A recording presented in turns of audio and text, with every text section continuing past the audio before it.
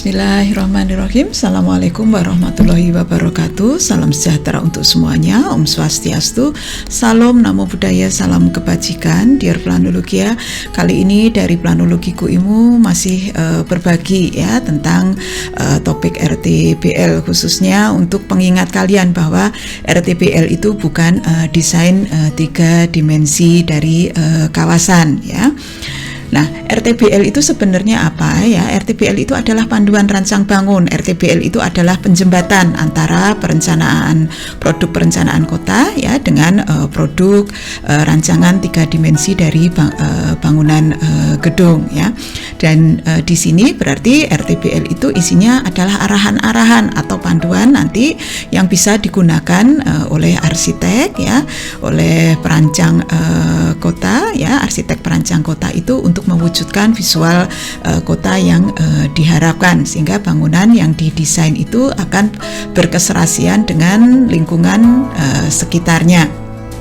Nah, ini bisa kita lihat ya materi ini di PP 16 tahun 2021 tentang penyelenggaraan bangunan gedung ya, di persyaratan standar perencanaan dan perancangan bangunan gedung ya. Di sana ada persyaratan ya, beberapa persyaratan yang harus dipenuhi ya, selain persyaratan administratif ya.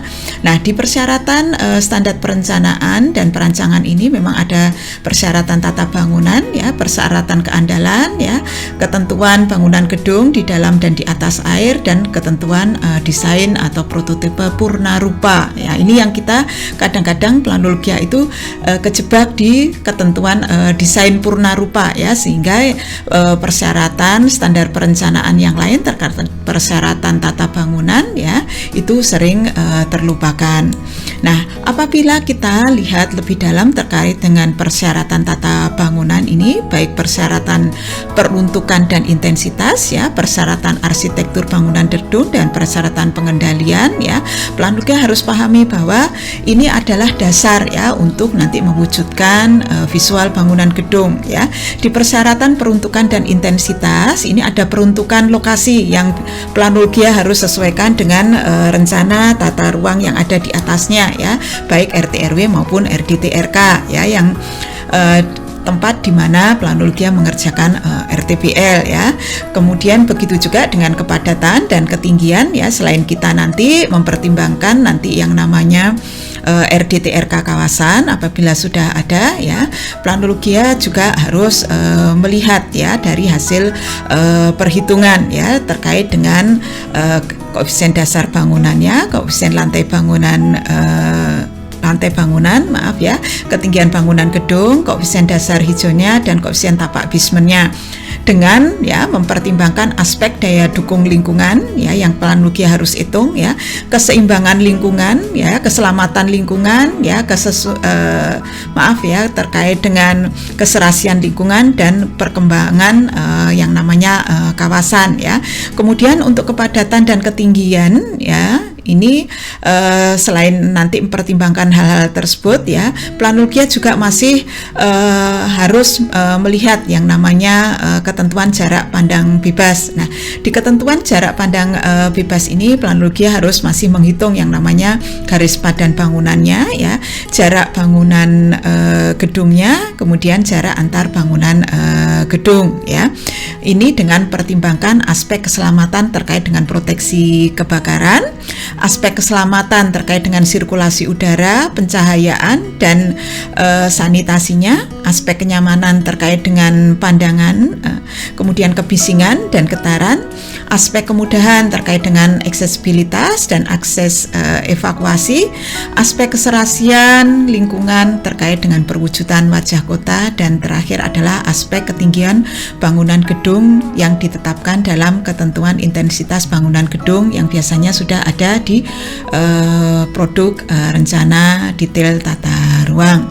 Nah, dari sana ya kira-kira output luaran untuk RTPL itu sesuai dengan PP 16 tahun 2021 itu apa? Yang pertama adalah rencana umum yang di dalamnya ada peruntukan lahan makro dan mikro, rencana perpetakan, rencana tapak, rencana sistem pergerakan, rencana aksesibilitas lingkungan, rencana ruang terbuka hijaunya ya, rencana wujud visual bangunan gedung ya, yang tadi merupakan perwujudan hasil perhitungan KDB, KLB ya, KBG-nya, KDH-nya, KTB-nya ya, dan terakhir adalah rencana sarana prasarana lingkungan. Nah, yang kedua adalah panduan rancangan yang isinya adalah ketentuan dasar, implementasi rancangan, dan prinsip-prinsip pengembangan rancangan kawasan.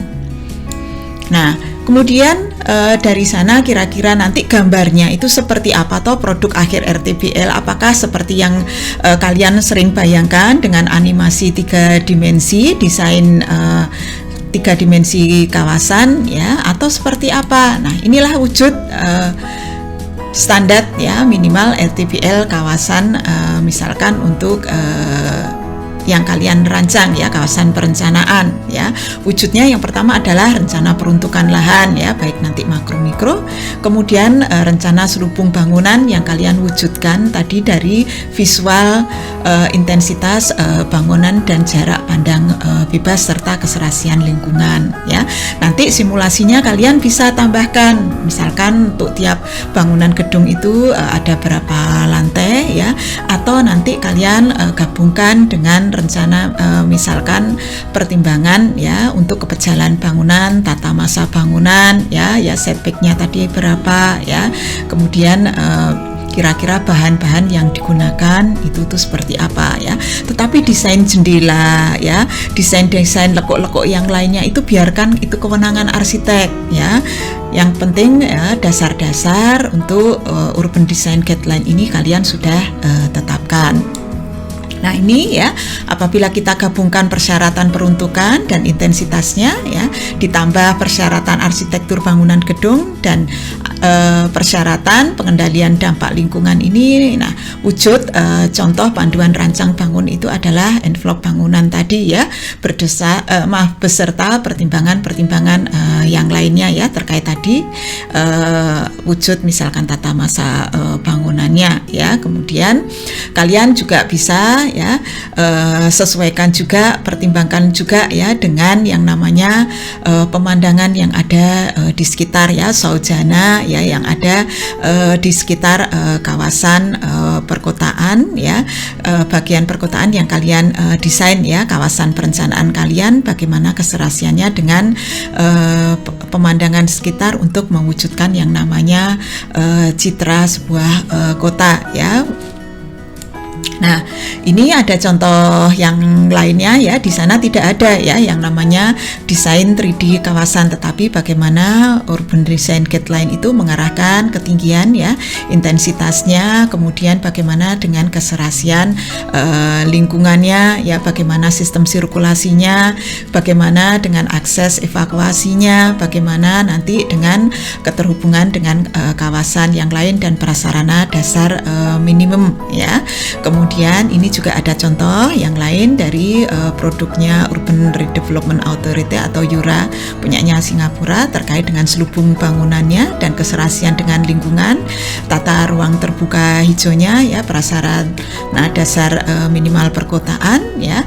Dan kemudian ya kalian yang penting harus lihat di sana nanti peruntukan penggunaan lahan dan sebelum dan sesudah bagaimana kita menyebut mewujudkan ya yang namanya lingkungan perkotaan itu lebih layak untuk ditinggali.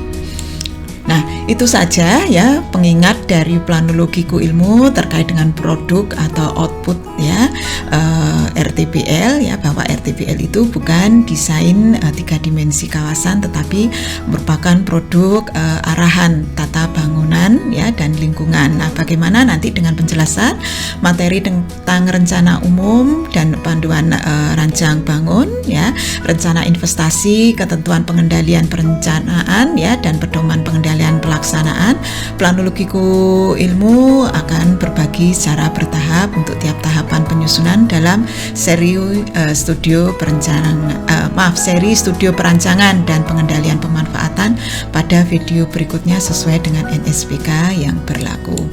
Nah, harapan dari Planologiku Ilmu, Planologia tetap terus belajar ya, terkait dengan arahan norma standar, kriteria dan prosedur untuk penyusunan rencana tata bangunan dan lingkungan. Kurang dan salahnya dari Planologiku Ilmu mohon maaf. Wassalamualaikum warahmatullahi wabarakatuh.